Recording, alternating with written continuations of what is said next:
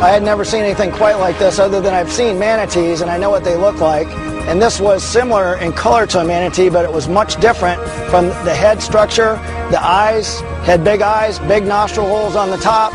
It had fins that were, pectoral fins that were thick and stuck out. And it zoomed across the water very quick, not like a manatee. Like that. Dr. Ed Patuk's analysis of the video of the creature is focusing on one frame in particular, and he makes a possible discovery. That's the perfect proportions to the thing, head tail. It's a seal of some kind. Seals were once native to Florida, but there are no longer any known warm water seal populations. Dr. Patuk has a theory to explain that.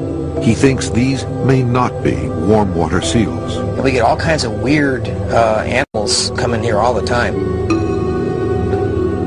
The most recent example was an Arctic bearded seal that was rescued from the Tarpon River in a residential neighborhood of Fort Lauderdale, Florida.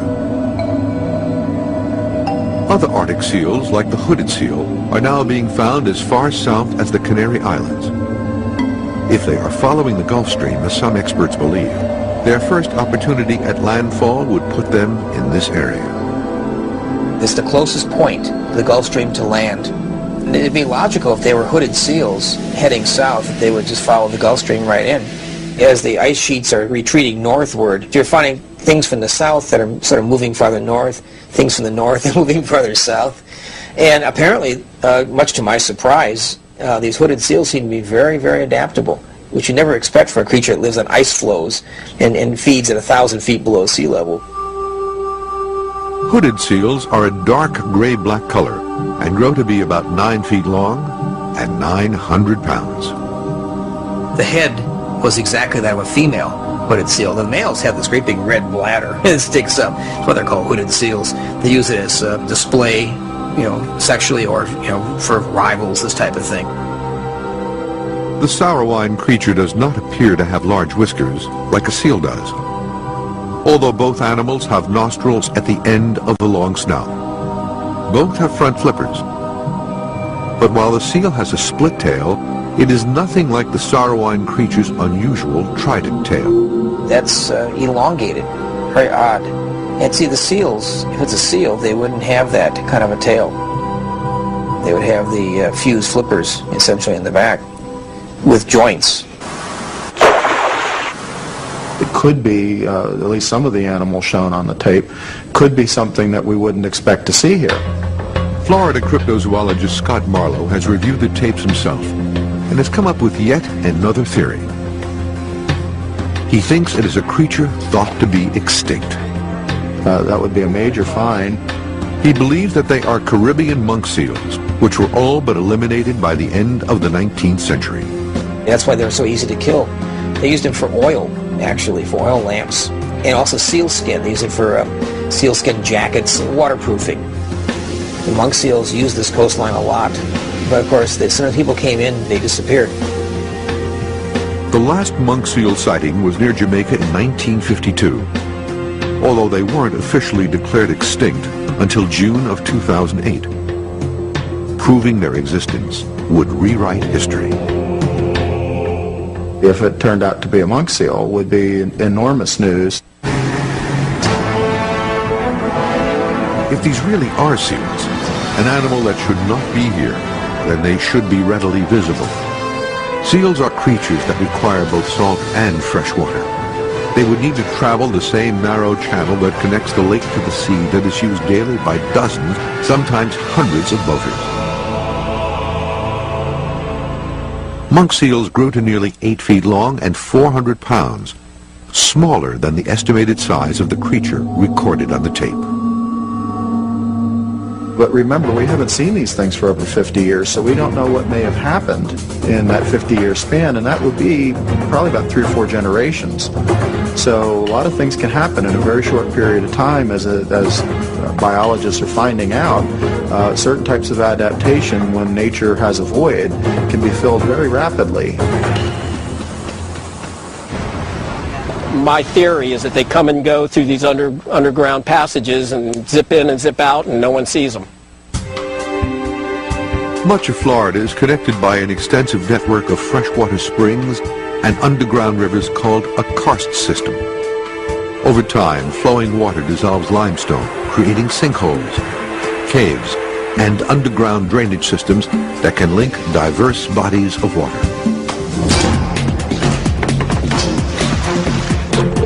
The Monster Quest dive team will explore the lake bottom to see if it conceals such a passageway, one that would allow the creatures to infiltrate from the sea without being seen. Topside, I'm coming up on something and I hope it's Space Diver.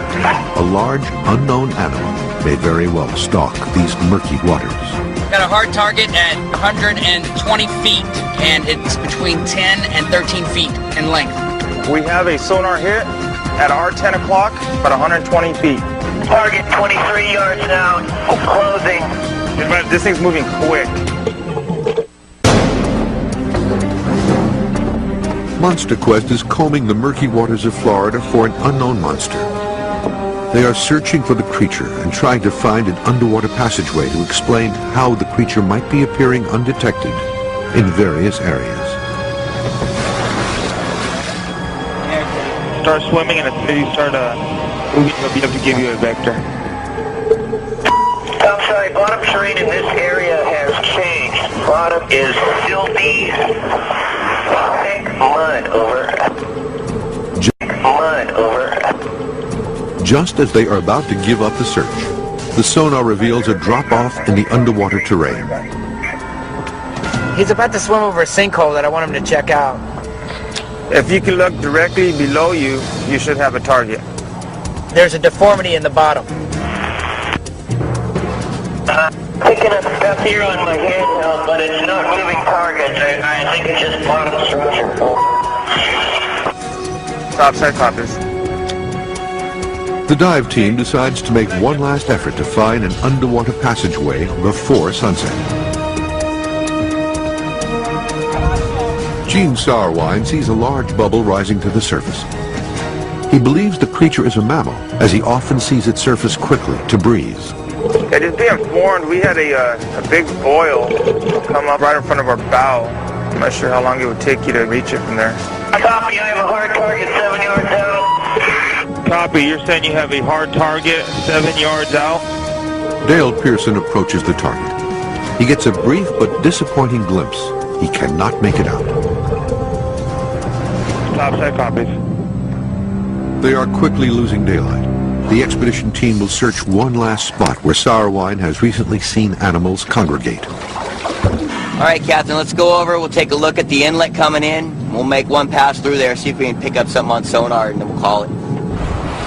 The divers didn't find an underwater passage, but there is a man-made channel in the vicinity between the ocean and the lake. It's 60 feet deep and very turbulent, deep enough for even a large animal to pass undetected. This is the most likely place for a large sea creature to enter the lake. The best evidence continues to be the video, which some who have seen it believe shows some kind of hybrid creature, part manatee and part seal. A manatee, which is a Sirenian, couldn't mate with a seal, a pinniped. They come from different evolutionary lines, and the genetic makeup of the animals is so different that they could not possibly produce offspring. It is possible, however, for certain types of seals to mate. But Dr. Patuk thinks there may be more at work here than simple interbreeding of species. Every population of animals has variability within it, and there could be variants of hooded seals up north that can tolerate warmer water.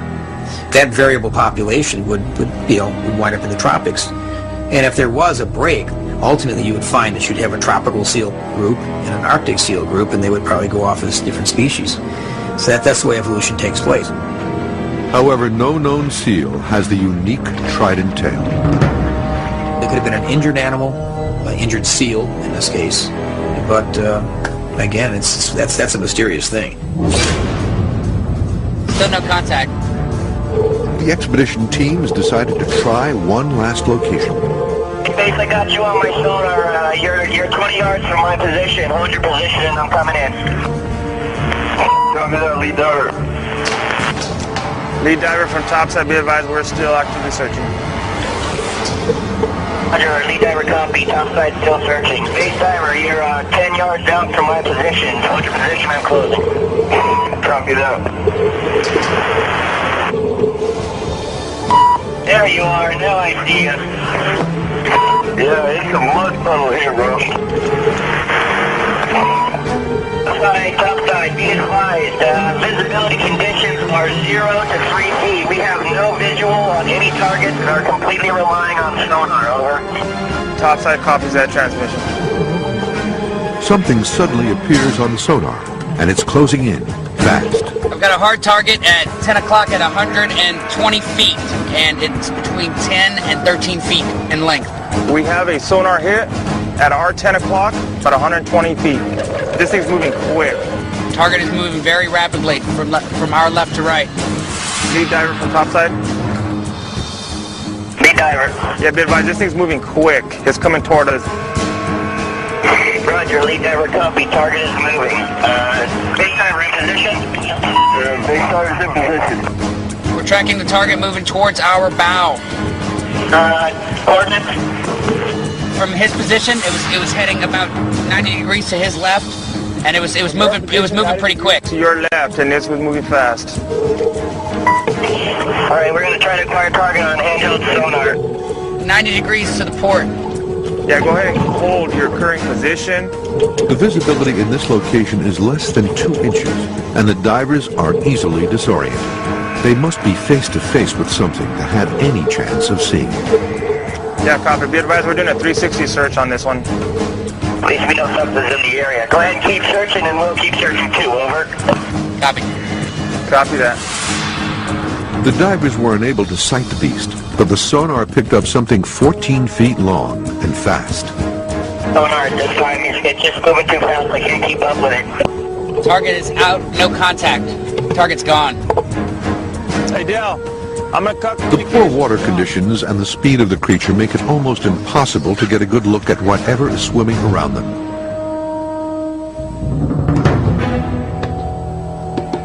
The best picture of the creature may come from the animators, who are taking all the clear details from the Sauerwein video to create a composited creature. Okay, well, so show me what you have.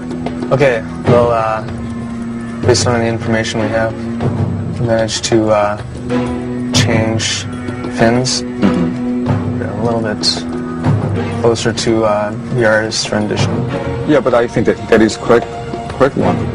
We've also managed to texture it, and the animation is finalized, so. The finished composite will be sent to marine biologists to see if it matches any known animal, living or extinct. And the man who has seen the creatures for years in just fleeting glimpses will finally see the creature fully revealed for the first time. Wow, it's actually pretty accurate. It's actually very accurate from what I saw. Monster Quest has traveled to Florida to investigate legendary stories of a sea monster with a forked tail. But no one has ever offered proof until now. This man believes he has videotape evidence of a real sea monster living in Florida waters today. This man believes the footage shows creatures thought to be extinct, and this marine biologist thinks it may be something still unknown, while this expert thinks she knows exactly what it is. Right here. So, The expedition team finally pinged something with their sonar that was about the size of the creature. The fact that we're trying to sneak up on this thing in zero visibility conditions, get right up in its face and surprise it basically, had me kind of double thinking what I was doing. But the murky water conditions made it impossible to find the creature. It makes perfect sense that people aren't seeing it. There's zero visibility in the water. People that are out there aren't necessarily looking to see this type of thing. So, you know, what they say that some of the hardest things to find are right in front of your face.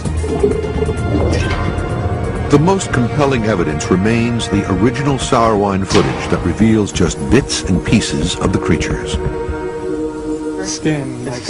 A team of forensic animators has been enlisted to get a more complete picture of this beast.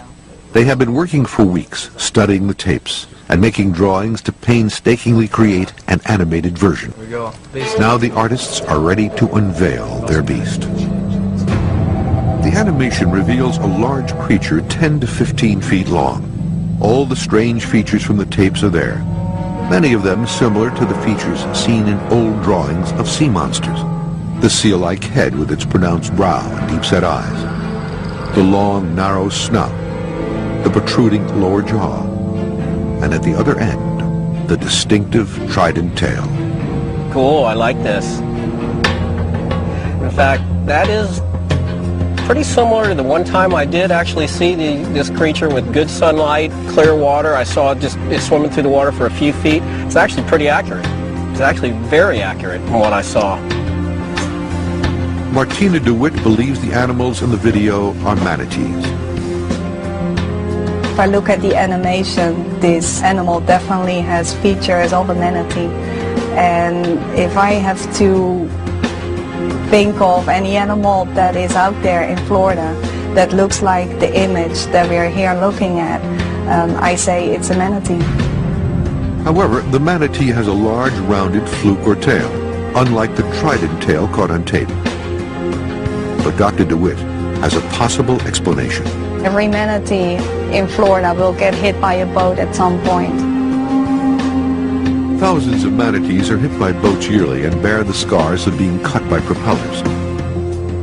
Dr. DeWitt is certain that's the cause of the distinctive trident tail on the sour wine creature. Yeah, probably some part of the fluke was completely cut off and the remainder of the tissue that was still viable healed and gave it this mutilated shape. Sometimes if the propeller goes all the way through the fluke and turns around, you'll see that the fluke can be divided into finger shapes, and that would explain the shape that I see in the fluke of this animal. So many manatees are hit that known breeding areas are marked to caution boaters. These will get killed when they are hit by a boat. And that's not only by the cut of a propeller, it can also be purely the impact with the vessel that can be fatal for them. Collisions with boats and props leave behind distinct marks that researchers have used to their advantage. We can identify these animals by their unique scar patterns and features on the animals. The Florida Fish and Wildlife Conservation Commission catalogs images of damaged manatees for tracking purposes and has a database containing 2,000 images. If you look at this one, you can see that they're very uniform. There's also lots of other examples of scar patterns having a very uniform appearance. It's actually pretty common. The Monster Quest science team asked Florida Fish and Wildlife Conservation Commission researchers to see if the tail can be matched. Of the 2,000 images they have on file, nothing in the database is similar. If this is an injured manatee, it is one researchers have not seen before. And it's quite Upon striking. viewing the animation, biologist Dr. Peter Sorensen agrees with Dr. DeWitt. And this all is highly supportive of the idea that this is a mammal of some kind, and of course the manatee hypothesis. Dr. Edward Patook disagrees, believing sour wine's footage likely caught two species, seals and manatees, coexisting in the same waters. They're mutually exclusive. Manatees are vegetarians. The seals are carnivores. They're chasing after fish, things like that, squid. So they just ignore each other, really. They're not competing, and they don't bother each other generally. If this thing does exist like this, this would be one of the greatest discoveries of all time. A totally new kind of animal. There's been a number of different things that have been discovered recently that were thought to be extinct that were still around. So I think that's really the most likely scenario. This Monster Quest expedition has revealed some startling conclusions. The footage has been found to be authentic, and sonar confirms there are large creatures in the same waters.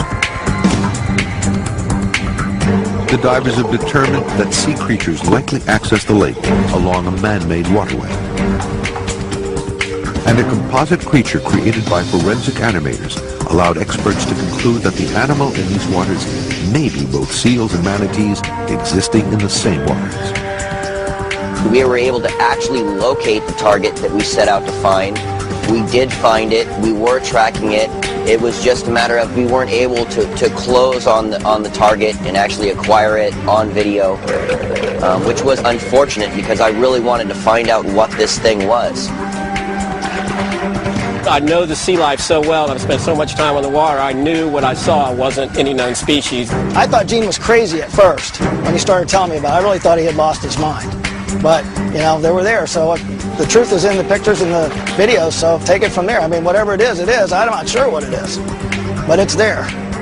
There is always a possibility of discovering new species. I mean, that happens all over the world. I just wouldn't expect it in Florida. The Florida waters are highly populated. Lots of people are out on the waters every single day. Most of the time we spend our time trying to ferret through the known zoological species to answer a riddle, and we come up with an answer. 90% of the time it's an animal that we know. Once in a blue moon, it's something that we don't know about, and that makes it exciting. We could be watching right now evolution taking place with a new group of seals starting to make their first footprint into a new world.